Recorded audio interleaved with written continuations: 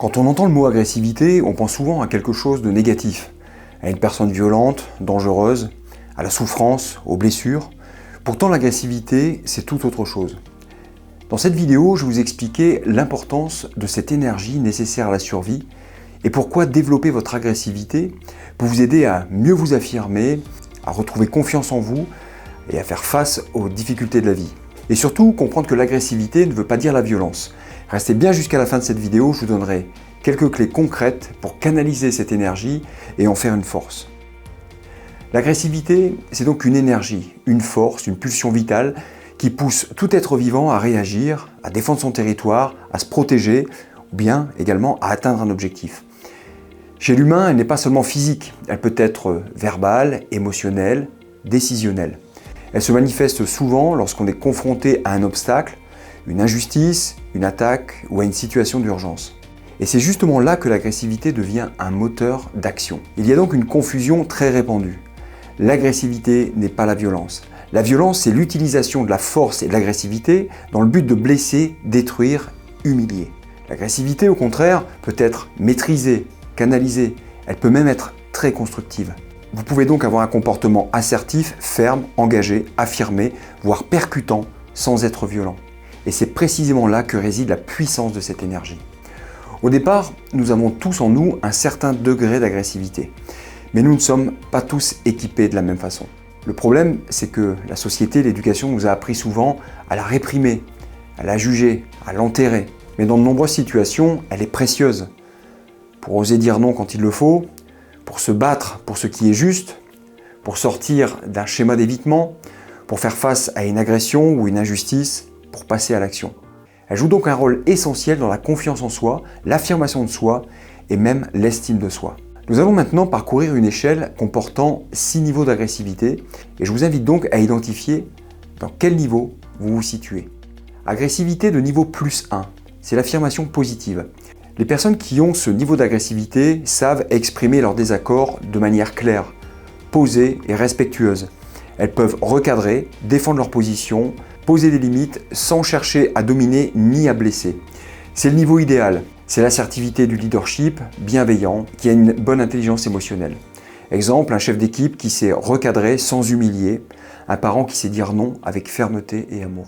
Niveau d'agressivité plus 2, c'est l'agressivité brutale mais non destructrice. Ici, l'expression est souvent brusque, sèche, parfois blessante, mais sans l'intention réelle de nuire. La personne impose donc son point de vue plutôt que de la proposer. Elle ne cherche pas à détruire, mais à prendre le dessus. Souvent crainte par les autres, son style crée des tensions, de la méfiance, voire de la peur. Mais ce n'est pas une personne toxique, c'est une personne qui n'a pas appris à réguler son agressivité. Agressivité de niveau plus 3. Ce niveau est dangereux.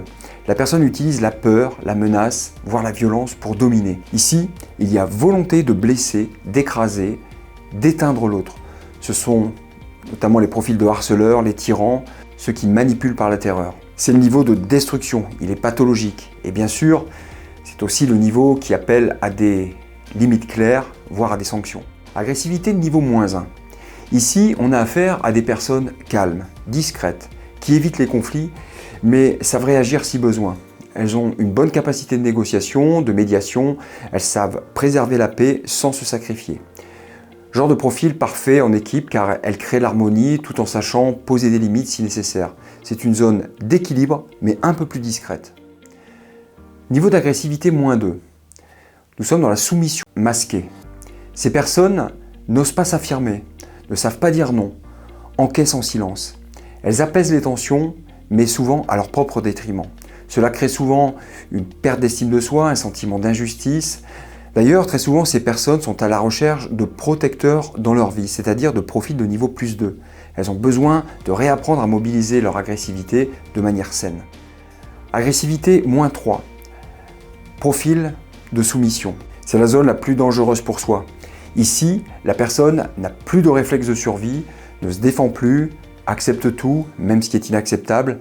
Elle est dans une forme de passivité extrême, de résignation et de détresse psychique. Apprendre à apprivoiser son agressivité, c'est reprendre le pouvoir sur sa vie.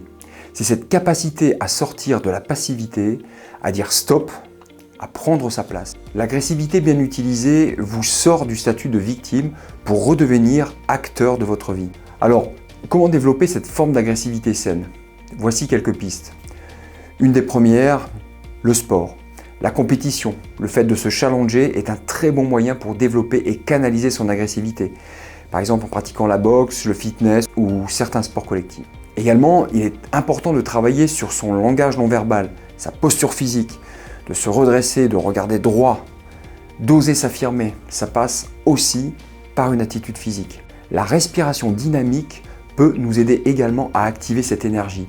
C'est un renforçateur très puissant, je ferai d'ailleurs une vidéo dédiée à ce sujet. Également, on peut être coaché, accompagné pour apprendre à gagner en affirmation de soi et à développer cette agressivité saine.